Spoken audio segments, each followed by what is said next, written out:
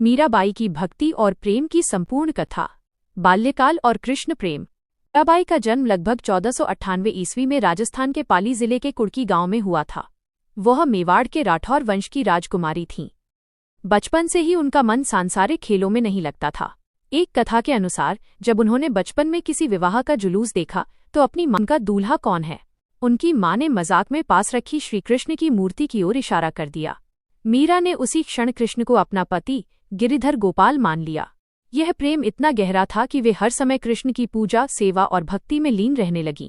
वैवाहिक जीवन और संघर्ष। मीराबाई का विवाह मेवाड़ के शक्तिशाली महाराणा सांगा के पुत्र राजकुमार भोजराज के साथ हुआ था। यह विवाह उनके लिए एक बड़ा संघर्ष लेकर आया, क्योंकि उन्होंने राजमहल के रीति रिवाजों और राजसी जीवन को अपनाने से इनकार कर दिया। वह अपनी भक्ति और कृष्ण को समर्पित जीवन में अडिग रहीं। विरोध। उनके ससुराल पक्ष, विशेषकर उनकी ननद उदाबाई और राणा सांगा की बहू ने उनकी भक्ति को राजघराने के लिए अपमानजनक माना। उन्हें महल के बाहर साधुओं के साथ भजन कीर्तन करना और मंदिरों में नाचना गाना पसंद नहीं था। प्रयास।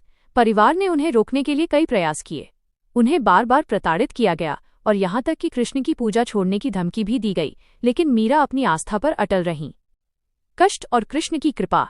राजकुमार भोजराज का देहांत विवाह के कुछ ही वर्षों बाद हो गया और मीरा पर वैधव्य का संकट आया। उनके देवर राणा विक्रमादित्य सिंहासन पर बैठे और उन्होंने मीरा को और भी अधिक परेशान करना शुरू कर दिया। एक विष का प्याला। एक बार राणा ने मीरा को जहर का प्याला भेजा और कहा कि ये चरणामृत है। मीरा ने गिरिधर गोपाल का नाम लेकर वो पी लिया। कृष्ण की कृपा से विष अमृत बन गया और उन्हें कोई हानि नहीं हुई। 2. सांपों की टोकरी। दूसरी बार राणा ने फूलों की टोकरी में काला सांप रखकर भेजा। मीरा ने जब टोकरी खोली तो उसमें कृष्ण की सुंदर शालिग्राम मूर्ति मिली। 3. बिस्तर पर कीलें।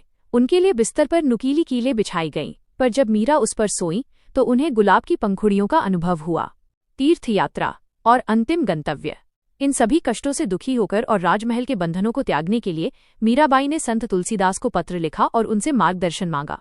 तुलसीदास ने उन्हें राजमहल छोड़कर तीर्थयात्रा पर जाने की सलाह दी। मीरा ने मेवाड़ छोड़ दिया और वृंदावन चली गईं। वृंदावन में उन्होंने रूप गोस्वामी जैसे संतों से मुलाकात की और अपना सारा समय कृष्ण के प्रेम और विरह के भजन गाने में व्यतीत किया।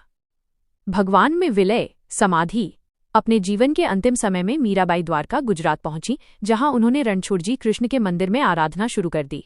पौराणिक कथा के अनुसार एक दिन माना जाता है कि 1547 ईस्वी में भजन गाते गाते मीराबाई मंदिर के गर्भगृह में प्रवेश कर गईं और रणछोड़जी की मूर्ति में समा गईं। उनके शरीर का कोई निशान नहीं मिला, केवल उनकी साड़ी का एक पल्लू मूर्ति पर लिपटा हुआ पाया गया। मीराबाई की यह कथा सच्ची भक्ति, अनन्य प्रेम और निडरता का प्रतीक है। उन्होंने दुनियावी रिश्तों से ऊपर उठकर अपने आराध्य से सीधा और अटूट संबंध स्थापित किया, जिसे माधुर्य भाव की भक्ति कहा जाता है। ऐसे वीडियो देखने के लिए मुझे सब्सक्राइब करें। पसंद आए तो लाइक और कमेंट जरूर कीजिएगा। धन्यवाद।